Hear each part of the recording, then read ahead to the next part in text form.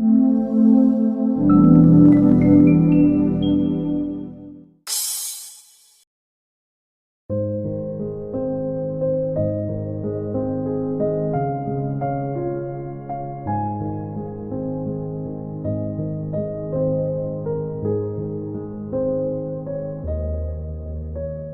hari Minggu untuk kita semua. Bapak, Ibu, saudara-saudara yang dikasihi dalam Tuhan. Mungkin kita telah memperhatikan bahwa 3 lilin dari lingkaran Advent atau dari karangan bunga Advent dinyalakan. Dan salah satunya adalah lilin berwarna merah muda. Lilin berwarna merah muda itu melambangkan Minggu Advent ketiga. Ini dikenal dengan Minggu Sukacita atau Minggu Gaudete. Sukacita itu tampak kuat dalam lilin yang berwarna merah muda itu. Itu bertanda bahwa sukacita sudah di depan mata. Bapak, Ibu, saudara-saudara sekalian, marilah mendalami bacaan-bacaan hari ini. Bacaan pertama meminta kita untuk bersukacita dengan segenap hati. Bacaan kedua juga memiliki panggilan untuk bersukacita seperti yang dikatakan Santo Paulus kepada jemaat di Filipi. Bacaan Injil sendiri menjelaskan alasan mengapa kita harus bersukacita. Bapak, Ibu, saudara-saudara sekalian, bacaan pertama berisikan pujian kegembiraan terhadap Tuhan yang meraja dan hiburan bagi Yerusalem di masa mendatang. Suasana sukacita bahwa keselamatan Tuhan sudah terasa kini, karena Tuhan sendiri telah menyingkirkan rasa takut dan gelisah kota Yerusalem. Tuhan yang hidup, yang memperhatikan manusia, tidak bisa digambarkan lain daripada pengalaman kegembiraan manusia. Kegembiraan suasana ilahi memang berbeda dengan kegembiraan duniawi. Manusia bergembira, tetapi ada batasnya. Sedangkan kegembiraan Tuhan adalah abadi. Bapak, Ibu, saudara-saudara sekalian dikasih dalam Tuhan. Dalam hari Minggu Advent ketiga ini, liturgi mengajak kita untuk bersukacita.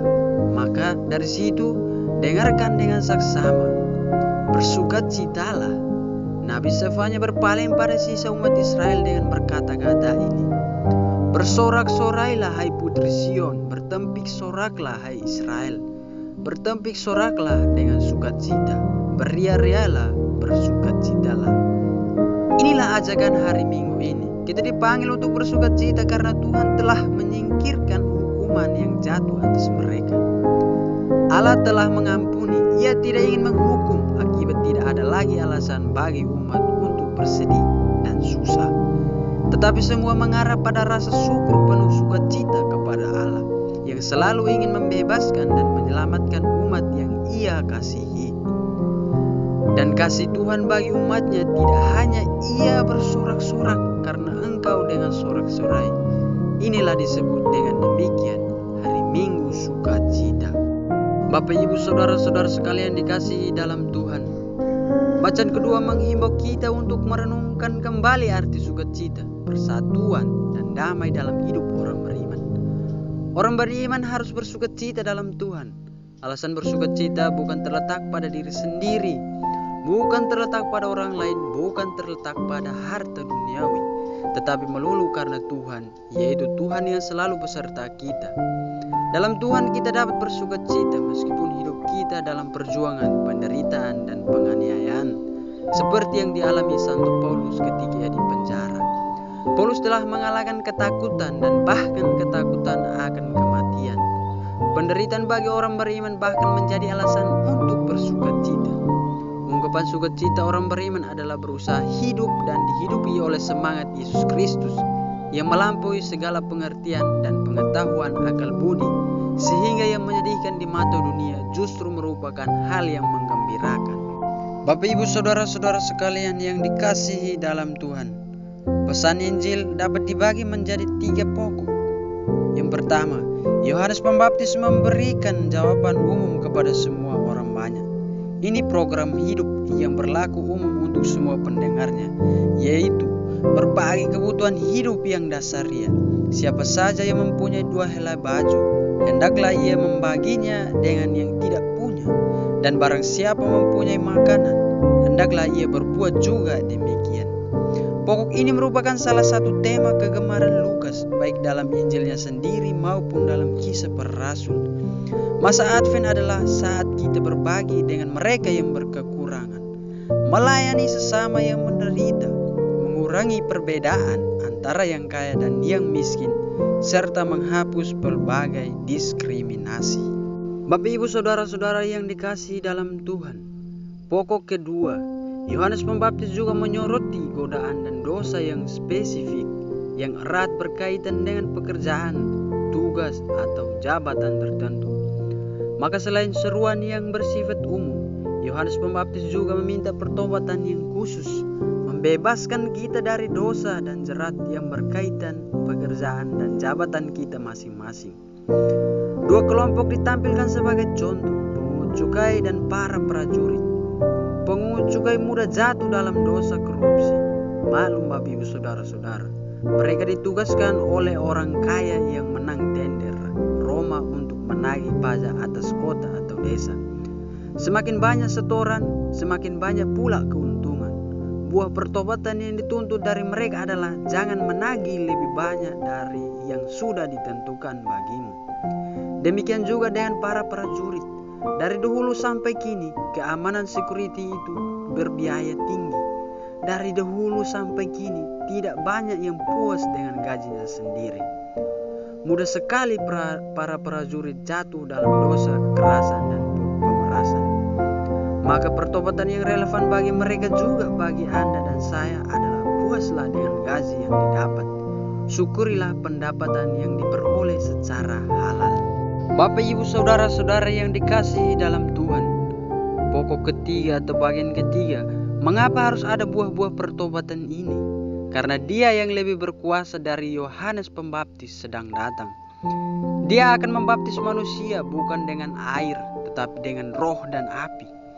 Yesus datang untuk membuat manusia semakin sejati dan bersih dari semua kepalsuan. Bagi petani, ia siap dengan alat penampi untuk memisahkan gandum dari sekam. Ia memisahkan manusia yang berbobot dari yang semu, mereka yang penuh berisi perbuatan baik dari yang hampa. Ia datang untuk memberdayakan kita dengan rohnya. Rohnya yang menciptakan kita sebagai manusia baru, yang ia berdayakan agar menjadi umatnya yang selalu berbagi dan berbela rasa, serta menghasilkan buah-buah pertobatan yang nyata. Bapak Ibu Saudara-saudara sekalian yang dikasihi dalam Tuhan, sikap sejati menanggapi kedatangan Tuhan adalah bertobat dari segala dosa dan melaksanakan keadilan, kebenaran, dan beramal kasih. Kita perlu mendengar seruan Yohanes Pembaptis agar setiap pribadi memahami betul makna kehadirannya. Yohanes Pembaptis memberikan hal-hal konkret apa yang perlu dilakukan sebagai buah pertobatan. Dengan melaksanakan pertobatan, orang dipersiapkan untuk menyambut Dia yang akan datang. Bapak, Ibu, Saudara-saudara sekalian yang dikasihi dalam Tuhan, kesaksian Yohanes Pembaptis bahwa Yesus dari Nazaret lebih besar dari dirinya sendiri. Yohanes bahkan menyatakan diri tidak layak untuk menjadi seorang hamba yang paling hina sekalipun bagi Yesus. Kita diajak untuk melihat, merenungkan, dan membandingkan sikap kita terhadap Yesus dengan sikap Yohanes Pembaptis terhadap Yesus, atau kita sebaliknya Bapak Ibu Saudara-saudara. Ini harusnya menggigit betul dalam pikiran kita untuk lebih serius bersikap secara benar kepada Yesus. Iman sejati kepadanya menuntut sikap dan tindakan nyata yang selaras dengan hukum kasih, keadilan, kebenaran, dan amal terhadap sesama. Jangan sampai Tuhan marah sehingga kita diadili dan dihukum bagaikan debu jerami dalam api yang tidak terpadamkan. Bapak, Ibu, Saudara-saudara sekalian yang dikasihi dalam Tuhan, seruan Nabi ini sangat tepat pada saat kita mempersiapkan diri untuk Natal, karena seruan tersebut diperlakukan pada Yesus Sang Immanuel, Allah beserta kita. Kehadirannya adalah sumber sukacita. Kenyataannya, Nabi Sefanya menyatakan Raja Israel yakni Tuhan ada di antaramu. Dan tak lama kemudian ia mengulangi, Tuhan Allahmu ada di antaramu sebagai pahlawan yang memberi kemenangan. Ini menemukan makna sepenuhnya pada saat kabar sukacita kepada Maria yang diceritakan oleh penginjil Lukas. Kata-kata yang ditunjukkan malaikat Gabriel kepada perawan Maria menggema kata-kata para nabi. Apa yang dikatakan malaikat Gabriel, Bapak Ibu Saudara-saudari? Salam hai engkau yang dikaruniai, Tuhan menyertai engkau. Bersukacitalah, ia mengatakan kepada Bunda Maria. Bapak Ibu Saudara-saudara sekalian yang dikasihi dalam. Dan hari ini pemberitaan yang sama ditunjukkan kepada gereja. Dipanggil untuk menerima Injil guna menjadi daging kehidupan nyata. Pemberitaan tersebut dikatakan kepada gereja, kepada kita semua. Bersukacitalah umat Kristiani yang kecil, miskin dan rendah hati, tetapi indah di mataku. Karena engkau sangat menginginkan kerajaanku. Engkau lapar dan haus akan keadilan, dengan kesabaran menenun benang perdamaian. Janganlah mengejar orang-orang yang berkuasa yang ada, tetapi tetaplah setia di samping orang-orang miskin. Maka engkau tidak takut akan apapun, melainkan hatimu bersukacita. Jika kita hidup demikian dalam penuh tingkat tinggi dan sukacita yang rendah hati setiap hari, yaitu kedamaian. Kedamaian adalah sukacita yang paling kecil.